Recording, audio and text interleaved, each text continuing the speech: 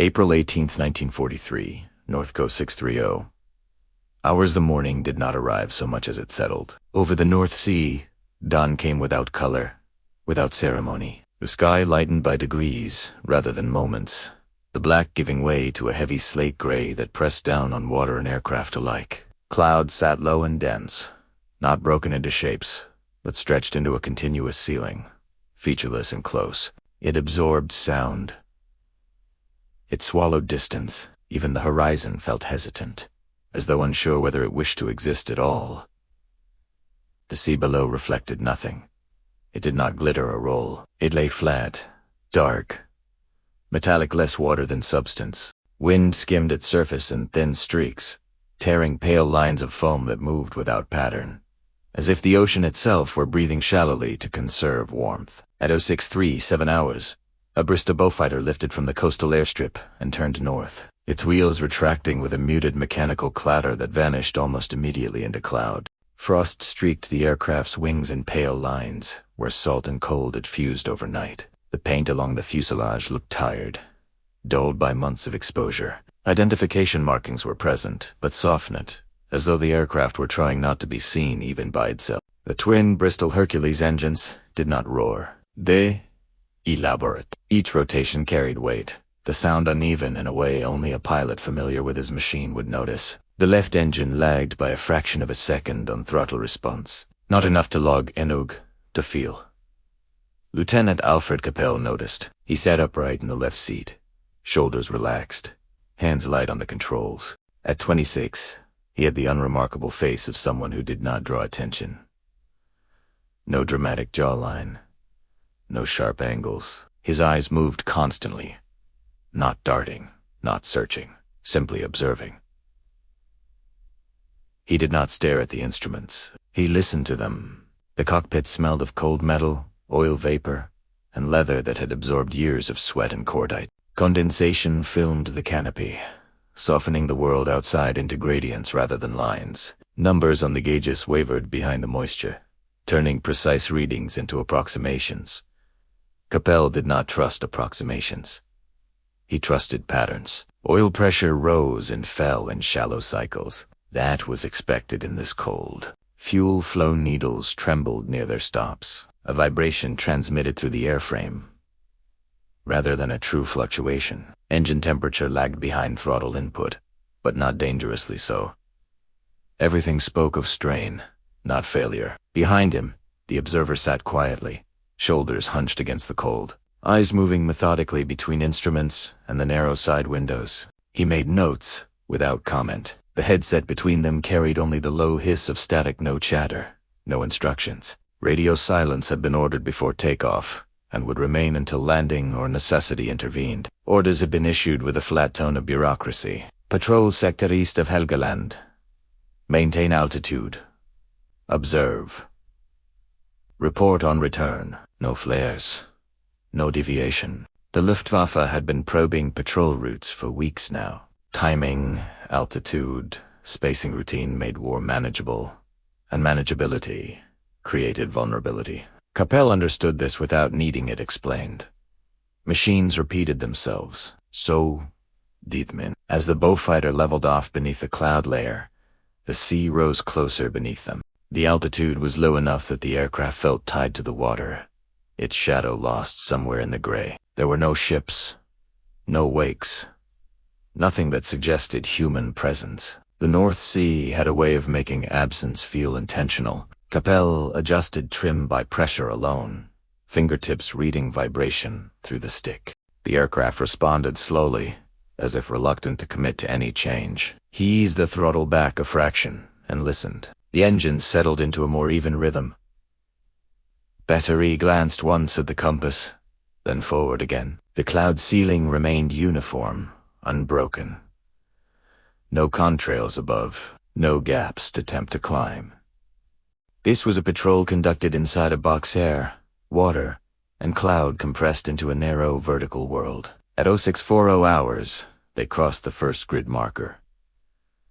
Nothing changed. Time aboard a patrol aircraft did not move evenly. It stretched and compressed around routine. Minutes passed unnoticed, then seemed to pause entirely. Capel counted engine cycles without realizing he was doing it. The observer shifted in his seat once, adjusted a strap, then returned to stillness. The Beaufighter became less an aircraft and more a system. Structure. Insulation. As long as it held together, the men inside it existed. Outside was irrelevant, yet even inside routine, small things began to feel wrong. Not alarms, not warnings, absences. The static in the radio came and went in irregular pulses. Not enough to identify. Not enough to ignore. The air felt thicker, as though resistance had increased without explanation. The sea below appeared unchanged, but its texture shifted, subtle foam lines stretching longer, then dissolved. Capel leaned forward slightly, peering into the gray ahead. There was no shape, no movement, only a suggestion of distortion, like light passing through heated air. It appeared and vanished, never settling long enough to confirm itself. Vapor could do that. So could exhaust. He adjusted course by a single degree. The aircraft responded sluggishly. He waited. The distortion remained. Behind him, the observer stopped writing. No words passed between them. None were needed. Routine, Capel knew, was only safe as long as it remained unseen. And something, somewhere beyond the cloud, was listening. 646 hours, the first certainty arrived as an absence. Radar returned nothing. That, in itself, was not unusual. Low cloud and sea clutter often reduced the set to an expensive ornament. Still, Capel checked it twice, then adjusted gain with slow precision. The screen remained empty, its green sweep, untroubled, obedient, blind. Above them, the cloud layer pressed close enough that Capel felt it rather than saw it. Sound behaved differently under such a ceiling. Engine noise flattened. Wind lost direction. Distance ceased to announce itself properly. The world narrowed to what the aircraft could touch. The distortion ahead returned. It did not move across the canopy. It stayed fixed relative to the Beaufighter's heading, as though the aircraft were advancing toward it rather than passing by. Capel watched it for nearly a full minute without blinking. His mind did not rush to label it. Labels came after confirmation. Before that, there was only assessment. He eased the nose down slightly. Altitude bled off in increments small enough to avoid attention. The sea crept closer, texture sharpening as distance shortened. The engines responded with a deeper note, not louder, simply heavier, as if burdened by the change. The observer leaned forward, eyes narrowing. His gloved hand hovered near the intercom switch but did not touch it. Silence remained policy. At grid reference, Oro 647, the horizon misbehaved. It bent. Not a curve, not a line just.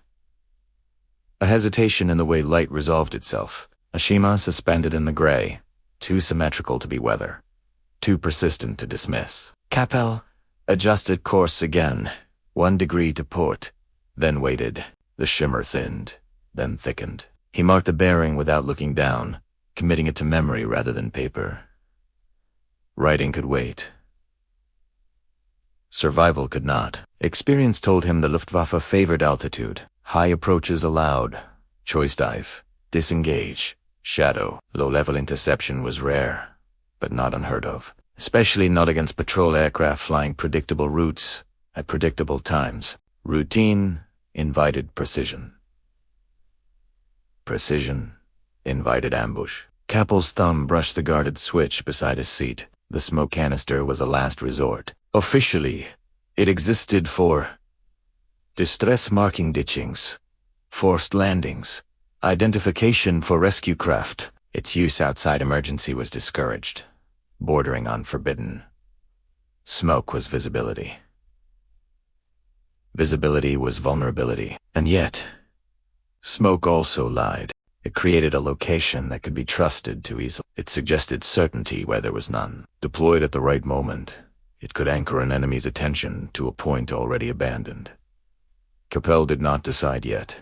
Instead, he listened. The engines spoke first. A low harmono entered the soundscape, faint but distinct a resonance that did not belong to the Beaufighter. It arrived not as volume, but as pressure, a vibration that rode along the airframe rather than through it. He counted seconds. Static burst through the headset in uneven intervals.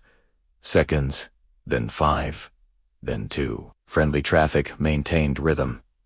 This did not. Behind him, the observer gave a single nod. Confirmation without words. The shimmer ahead resolved, briefly, into geometry and angle that did not belong to cloud or sea. Then it vanished again, swallowed by haze. Capel adjusted trim, steadying the aircraft, keeping movements smooth, unremarkable. If they were being watched, panic would only clarify their position. At 0650 hours, the hum returned, closer now. Directionless, omnipresent, the kind of sound that suggested power rather than proximity. The North Sea carried noise strangely. It flattened it, spread it thin, robbed it of obvious origin. Capel imagined the enemy aircraft above the cloud fighters orbiting patiently, trusting their height and speed, waiting for confirmation, waiting for something predictable. Predictability was the enemy's ally. He ran through options without haste. Climb. No. The cloud ceiling would silhouette them instantly. Dive. Risky. Low altitude, reduced reaction time. Maintain course. That invited interception. Brag. Pater. The smoke canister waited beneath the fuselage. Inert, obedient. Onse deployed it, could not be undone. The plume would rise, white and unmistakable, cutting through the gray like a signal flare without flame. It would also violate every instruction issued that morning. Orders did not account for moments like this. Orders assumed clarity. Capel exhaled slowly. He pressed the switch. The release was mechanical. Un spectacular. No jolt, no alarm, just a muted thud felt through the airframe, followed by resistance as the canister tore free. White smoke erupted behind them, dense and immediate, expanding into the air like a wound. It did not drift gently. It clawed its way upward, caught by the low cloud and spread laterally, a bold, undeniable marker in a world that offered few. Almost simultaneously, Capel banked left. Not hard. Not fast. A shallow, deliberate turn, the kind that suggested routine correction rather than evasion. He fed in rudder, easing the Beaufighter down and away, slipping beneath the cover of its own deception. Throttle back. Just enough. The engines softened, their note dropping into something quieter, less urgent. The sea rose rapidly now, close enough that individual wave patterns became visible dark ridges, capped with pale foam, moving with deceptive calm. Above them, movement. Shapes emerged to the edge of visibility, silhouettes cutting briefly through the cloud layer before vanishing again. 2 aircraft, maybe 3. Fighters. They circled the smoke with confidence, trusting the signal, trusting the logic that said smoke meant distress, meant location, meant prey. Trace of fire flashed once, then again brief, sharp lines cutting empty air. The sound did not reach the Beaufighter. It was absorbed by cloud and distance, reduced to nothing. Capel held course. He did not look back. There was nothing to gain from watching. The observer did, craning slightly, eyes tracking the chaos above while the aircraft slipped quietly beneath it. The plume drifted west, thickening, convincing, wrong. By 0657 hours, the sky above quieted. The hum faded. Static returned to its earlier, meaningless pattern. The cloud closed ranks, erasing evidence of violence almost as quickly as it had revealed it. Capel leveled out, just above the sea, flying low enough that spray occasionally kissed the underside of the fuselage. The Beaufighter became a shadow again, indistinct, forgettable. At 0703 hours, silence reclaimed the patrol. Nothing chased them. Nothing followed. Routine resumed, but it no longer felt intact. 714 hours, the Beaufighter turned west with no ceremony. There was no pursuit, no sudden revelation, no release of tension, only the gradual easing that came when nothing continued to happen. The engines maintained their subdued rhythm, steady and uncomplaining now that power demands were reduced. The sea slid beneath them, unchanged, indifferent to the disturbance that had briefly broken its surface. Capel allowed the aircraft to climb only after several minutes had passed. Even then, He did so in measured increments, never quite trusting the absence of threat. Habit dictated caution long after necessity had faded. Machines, he believed, rewarded respect more than confidence. The observer resumed writing. No comment was made about the smoke. No acknowledgement of what had nearly occurred. Patrols were not the place for reflection. Reflection waited for solid ground. By the time the coastline reappeared low, blurred, almost imagined the cloud had thinned enough to allow weak light through. The morning remained cold, but the air felt less oppressive. The aircraft's shadow flickered briefly across water, then vanished again. Landing was uneventful. The wheels met the runway with a firm, controlled impact, the suspension compressing cleanly before settling. The engines were throttled back and shut down one after the other, their rotation winding down into silence that felt louder than flight. Heat rose from the cowling and faint distortions. Metal contracting with small, irregular clicks. Ground crew moved in practiced choreography. Chocks placed, panels opened. Hands on warm surfaces. No one asks questions. The aircraft was intact. That was the primary fact. Capel climbed down from the cockpit without haste. His legs felt heavy, but not unsteady. He removed his helmet and handed it off, nodding once in acknowledgement of nothing in particular. The observer followed, stretching stiff fingers, already thinking in terms of forms and procedures. The debrief took place in a low room with bare walls and a single table scarred by years of use. A stove in the corner provided uneven heat. The officer of record sat with a clipboard, pencil poised, eyes already tired. "Time up," he asked. Capella answered. "Course deviations? 1. The officer glanced up briefly. "Reason, atmospheric interference." The pencil paused, then continued moving. "Contact?" No confirmed contact. That was true. There had been no visual confirmation long enough to satisfy doctrine. No wreckage. No photographs. No engagement that could be recorded with confidence. "Smoke deployed?" the officer asked, not looking up. "Yes." A moment passed. "Justification?" Capel considered his words carefully. He did not speak of shimmers or hums or instincts that lacked measurement. Preventive maneuver under unclear conditions. The pencil stopped. The officer looked up now, studying Capel's face for something: excitement, nerves, the residue of drama. A found None after a moment. He nodded. "Noted." No reprimand followed. No commendation. The incident was reduced to a line in a ledger, stripped of tension and context until it fit comfortably among dozens like it.